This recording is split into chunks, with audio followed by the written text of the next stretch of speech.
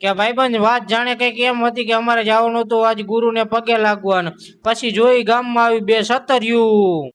વાત તો સહી હે. તો મિત્રો જય ભારત ને જય શ્રી રામ. સ્વાગત છે રાહુલના વ્લોગમાં. અને પેલા ઉઠીને નહીં ધોઈને તૈયાર થઈ ગયો અને કીધું ચા બનાય, અને એને બને નાખી ચા ને હવે હું ચા પી લઉં. હાલો ચા થઈ ગઈ રેડી. પછી હું પીવો માંડ્યો ચા, ને પછી ચા પીને નીકળી ગયા અમે અમારા ફેમિલી સાથે અમારા ગુરુને આજ પગે લાગવા માટે. ફ્રેન્ડ આજ હતી ગુરુ પૂર્ણિમા એટલે ગુરુ પાસે તો જવું પડે ગુરુના આશીર્વાદ લેવા. અને ગુરુના આશીર્વાદ લઈ લીધા અને ગુરુનો પગનો અંગૂઠો ધોઈ નાખ્યો.